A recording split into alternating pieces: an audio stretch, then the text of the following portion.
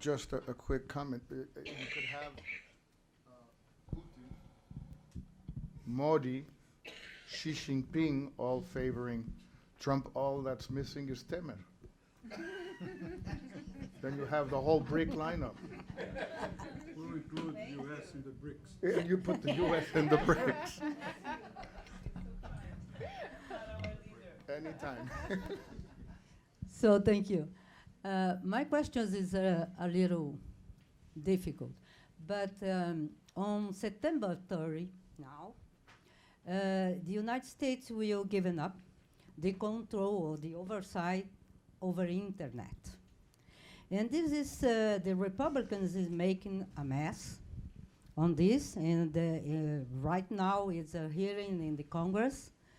And if it's go well, and the process finish on September 3rd, how do you think that this will impact voting this time? Because most of the pressure from Europe and Asia, of course the others are irrelevant, but anyway, these kind of things, first, how will impact?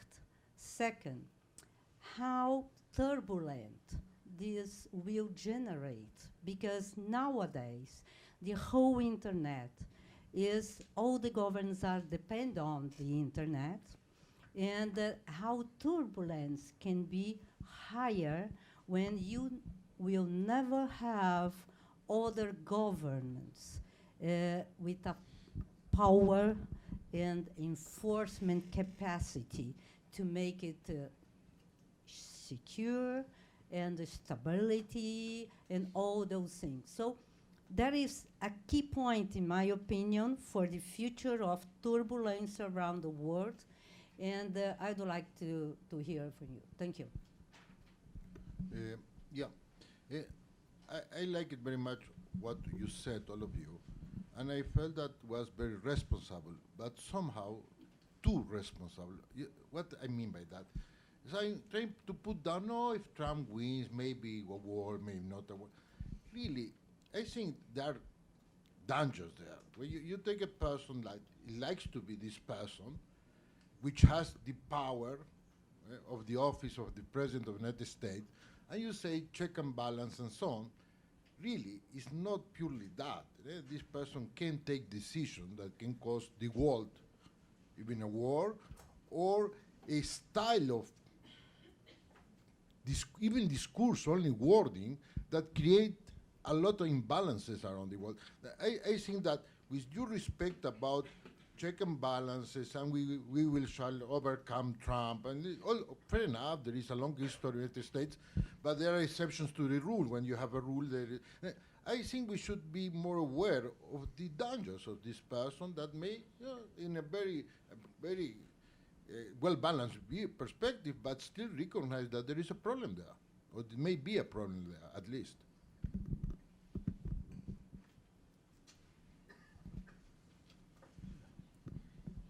I'll just make a comment, short comment, directly following what Bernardo said. I think an interesting consequence of Trump's election would be the impact on Europe and elsewhere. And let us just suppose that he is elected in November and becomes president in January, and some of the more reassuring considerations turn out to be true. So by the time the French elections take place in May, you will have had a figure who could be compared in some respects to European populists, also in their attitude towards Putin, in power for 3 or 4 months before the French election without any obvious disasters happening.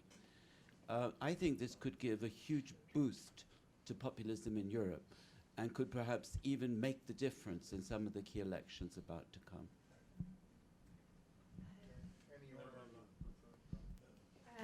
So a couple of things. The first is, I agree with you, the downstream effects of a Trump victory would normalize populism in other countries. And that is a danger, which takes me to your point. So I agree with you. I didn't mean to come across as minimizing the danger Trump faces. I'm one of the 50 Republican national security folks who signed the letter saying that we consider him unfit to be commander-in-chief, not simply by policy, but also by character. And I agree with your judgment that even if the things he is advocating don't become policies, they are already damaging to the United States and its relationships in the world. They coarsen our political discourse. They disrespect our fellow Americans. It is, in my judgment, indefensible.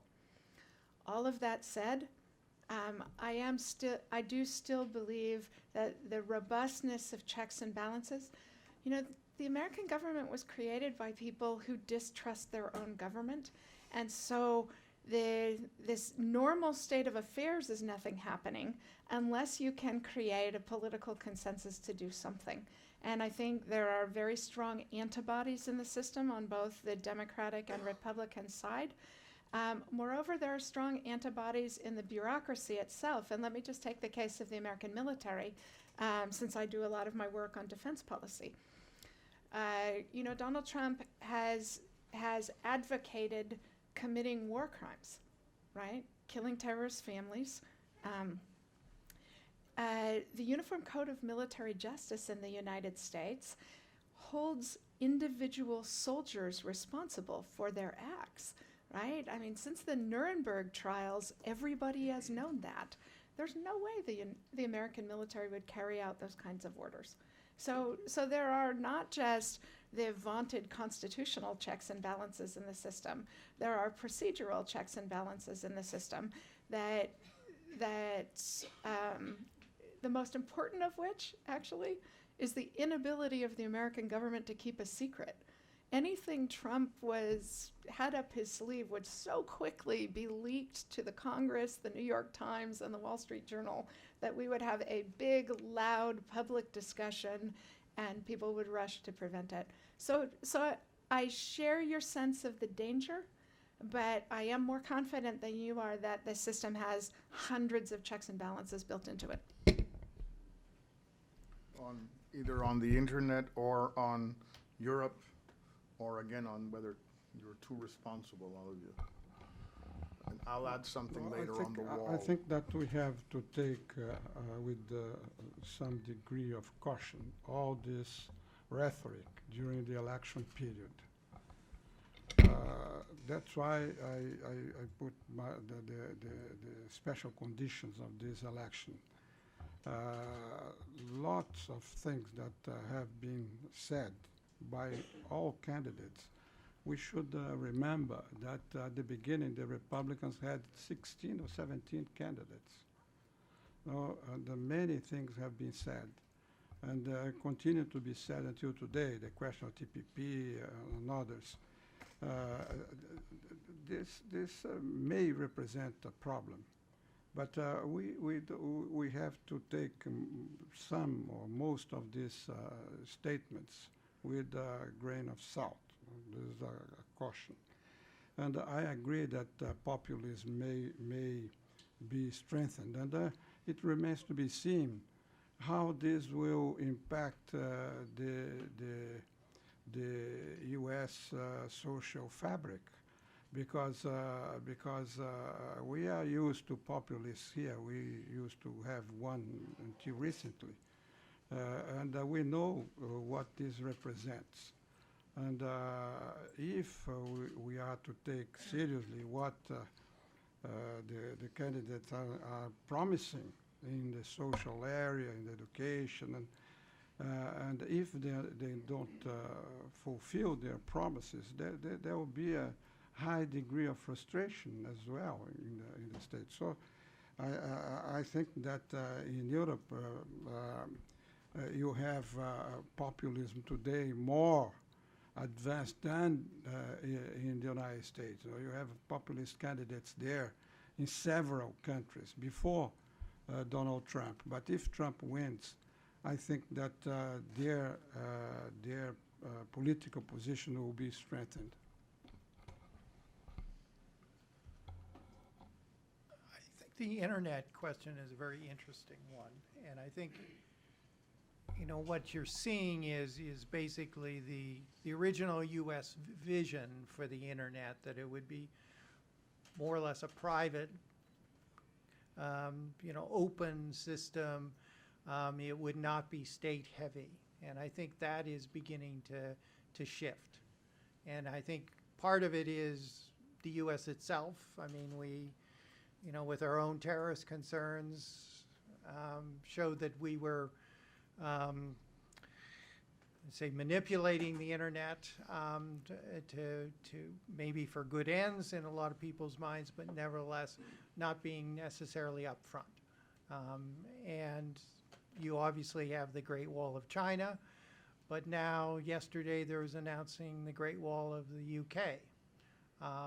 And so basically states getting much more into the act, and you have, you know, even before recent years, you had a lot of states who were democratic, like India, but wanted a lot more state control over the internet. And the U.S. had, its basic allies were the Europeans, few of the Europeans on this issue. As I said, I think you know, between our own actions, which is in some ways provided legitimacy to others who do want real control over that we're seeing this move much more into the state. Now, to be historic about it, you know, this is the natural process of technologies. So if you think of the Gutenberg Bible, it originally favored the Protestant side, but basically the Catholic Church got its hands on the printing press and used it very much to reinforce their own role, and obviously with missionaries and others, and other governments as well. So, you know, that is a natural, a lot of historical work on that. I mean, that technology developments tend to be very much, obviously, individuals, maybe in civil society areas, but move, and states learn how to use it for their own ends. And that's what we're really, I think, seeing on this process. It's unfortunate. There's a lot of concern in the tech community about this, as well as in Republican. I think Republicans are looking at this as in a kind of, you know, we don't want to give the Chinese or the Russians anything. I think the tech community is much more concerned just about what this means for the original idea of it. But there is, on the narrow technical point of control of domains on the internet, we have for several years been in transition where the United States is no longer completely in control. And it is predominantly a business board, not state governments represented, that are in control of the process. So I am less concerned about the United States or other states hijacking the process because the technical community and the business community have a predominant, at least as I understand it, have a predominant role in that regard. Just let me exercise the moderator's prerogative on the wall. This is a typical issue of whether he can do it or can't do it. The fact is that since Clinton in 1994, the wall has been growing. There is a large part of the 1,700-mile border that already has a wall or a fence or something that is relatively impenetrable. So he may not be able to do the whole wall, but if he just doubles, let's say, the existing length of the wall, that would make a large difference, an enormous difference. And this is something he can do because you can put it in the easiest places to cross. You will raise the cost then of having people leave, raise the cost of the smugglers, the polleros, and that is something that he can do rather easily. As having Mexicans pay for it, unfortunately, he can. That's what I don't like about it, but he can. The easiest way, of course, to start with is just doubling, tripling, or quadrupling the fee for each Mexican visa. And there are an enormous amount of Mexicans who have visas and who cannot really live without them. It's a little bit different than the case of Brazil or other countries, simply because of the border. It's very difficult for a Mexican who lives in the northern part of the country, or for Mexican businessmen, or for all sorts of Mexicans, not to go to the United States. And so he can make Mexicans pay part of it by raising the fees for visas, by taxing remittances. You can do that. Now, some people will say, well, then there will be no remittances. So he'll say, fine. So then the money will stay here. That's perfect. That's what I want. But those aren't executive acts. He needs legislation. No, the question of the visa is strictly State Department, Consular Affairs Department. It's done strictly by the State Department, does not need congressional approval to raise the price of a visa is fixed by the State Department. And taxing remittances, there's a way you can probably do it through financial transaction tax or something, or sending money abroad, a banking fee or something like that that can be done, which is not impossible. So, I mean, I think it's a silly issue to argue about who pays for it. The real problem is the wall, not who pays for it. But he can do some of it. We'll have another round. Can he raise taxes for Mexican visas only, or should he also have to raise for all people in all the world? Yes, he could do it individually. He could have the State Department make that choice individually, but my guess is Congress would immediately legislate against it. And I also look forward to the Supreme Court case that the great state of California brings against the federal government on that count. I hope you're right, but I have my doubts. Who else? We still have a few more minutes for more questions. Yes, my name is Medina. I am a physician, so it might be a naive question. The perspective for the picture for the American election is quite ugly, and it is likely to repeat in the future. So is there any expectation that parliamentarism will be better?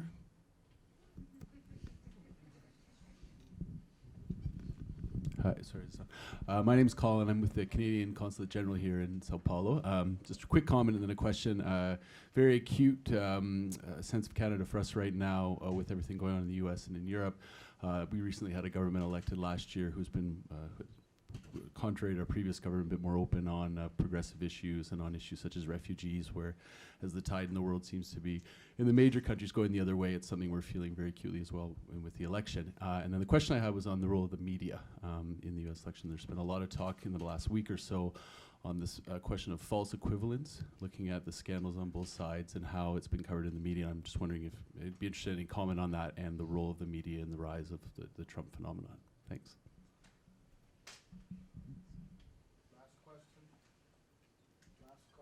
No more, no more? Okay. So first on the parliamentary system, I'm sympathetic to the fact that the American political system must seem crazy, like the Wild West, to countries whose security or prosperity relies on consistent, reasoned American policy, right? Because we are once again proving any idiot can get elected president in these United States. So I'm sympathetic to the fact that it scares our friends around the world. But no, I don't think there would ever be a move to change the system because we actually like it this tightly responsive to our changing and often foolish judgments. On Canada, first of all, congratulations to your government for having a policy most admirable that I wish all other Western countries, including my own, adopted. It has been a policy of integrity and respect that shames the rest of us. On the media, so I should admit my sister's the deputy communications director on the Clinton campaign. So I know a fair amount about the complaints about false equivalence in the... We do indeed. The Clinton campaign is deeply distressed about this, right? Because what happens is that the American media is trying to be objective in an election where you have one kind of free radical and one normal candidate. And so Trump will tell some crazy lie And then the media, in order to look balanced, will focus on a Clinton lie and compare them. But of course, the solution to this is Clinton should stop lying, right? And then you could solve this problem on both sides of this equation. I actually think the media is in a very awkward space, both because this election has been a commercial bonanza for the American media, right? Because for the first time, people are actually watching the TV debates and stuff. So they have a commercial interest in it, while also dealing with the problems that this brings for journalism as a profession. The good news is this is yet another loud, messy debate in which brings us closer to good solutions on these problems, right? We are having a serious conversation about journalistic bias, and it's cutting both directions in this election, I think. If either of you would like to comment on either of those two questions, and perhaps with a closing note now in this direction. I mean, the media question is interesting because I think, beyond the false equivalencies, because I think, Trump has been able to use the media without paying, basically, for television spots. I guess he's introducing more, but and this happened during the Republican primaries.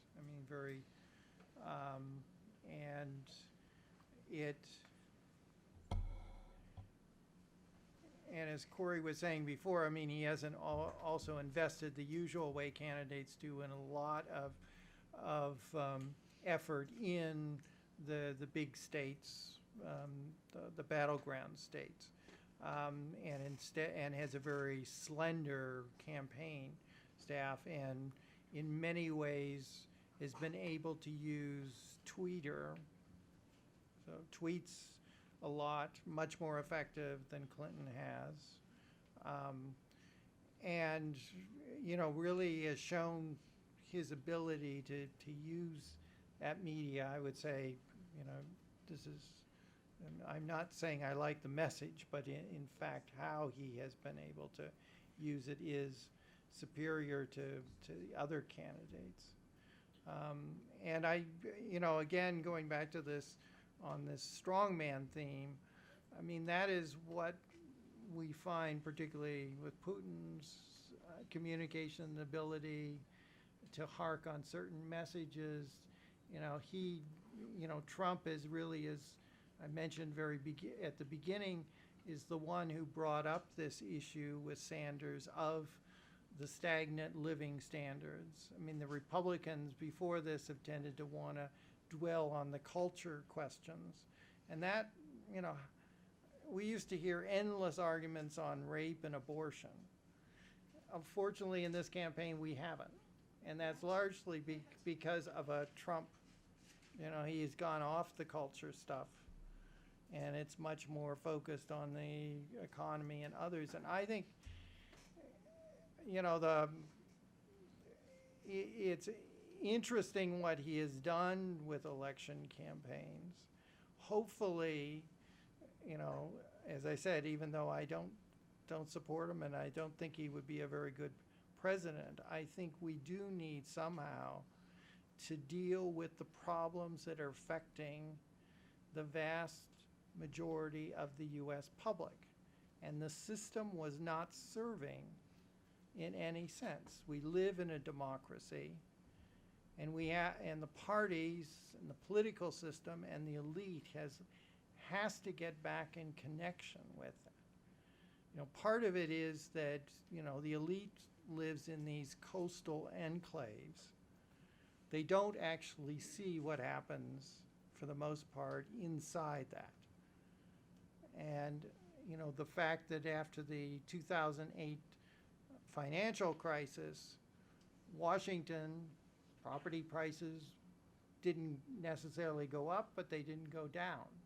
There were areas, suburbs way out, that were hit through foreclosures, but these places have ability economically to do very well in whatever recession or during periods of growth. they don't understand what actually is going on. And the vast majority are actually were really hit hard by the financial crisis. So this is, I think the elite has a lot to really answer for in this. I mean, we can rant and rave about Trump, and no doubt, that's what Washington has been doing for the last 9 months. But at some point, we got to look in the mirror and ask ourselves, why did this happen?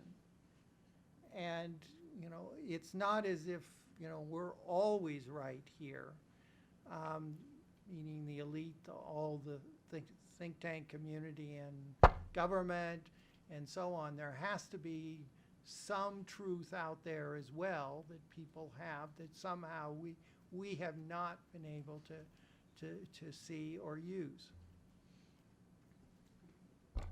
Just a brief information and comment. The Economist, this week, Economist has a cover story about lies in politics, lies and conspiracy stories.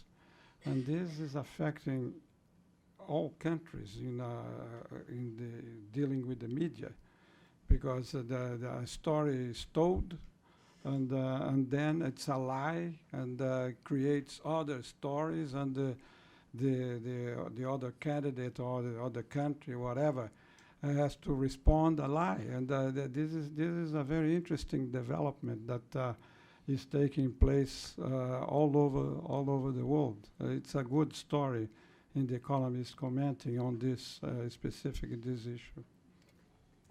Closing comment. So 2 quick points, one on dysfunctionality and one on resilience. Somebody described the American political system as dysfunctional, when what they meant was the president has been incapable of enacting his political agenda. That is actually not dysfunctionality, right? The American political system is designed to do nothing unless you have a leader who can create the political consensus to drive it through Congress. And President Obama's choices as president from 2008 to 2010 produced the election of a Republican majority in order to prevent him from carrying out his policy. That's actually not dysfunctionality. That's how the system is supposed to work. So I would just caution that there are 2 different things. And of course, the solution to it is politicians who have the ability to build congressional majorities for their specific policies. That grows harder with the entrenchment of different electoral districts in the United States, but it has always been and remains the fundamental skill of American politicians. And so we shouldn't conflate doing it badly with the system working badly. The second thing on resilience. If you think about the United States in 1954, which many people would argue was the zenith of American power, you had the McCarthy hearings claiming that the United States Army was un-American and infiltrated by traitors. You had the 101st Airborne forcibly integrating public schools for Black children in the American South. Take 1973, another moment in which one might think about the zenith of American power. You had the impeachment of American president, who, by the way, had been engaged in illegal activities. You had the My Lai massacre in Vietnam. So I would just encourage you not to hearken back to a mythological age in which the United States was virtuous and well-functioning. And I know Latin Americans need to be reminded of that less than anybody else in the world, because living in closest proximity to us, it's not a surprise that the country in the world that has the highest public respect for the United States is Iran, whose people have the least exposure to it. But Christian made a really important point this morning, which is that democratic governments are resilient in ways no other form of government is. And we sometimes lose track of that, all of us who live in free societies, because our problems seem urgent, our politicians seem venal and not up to the task, and our processes grind slowly and imperfectly. And yet they are the source of our resilience and the source not just of our prosperity, but of our freedom. And that's a beautiful thing, even in a turbulent time. Well, thank you very much, all of you. Thank you.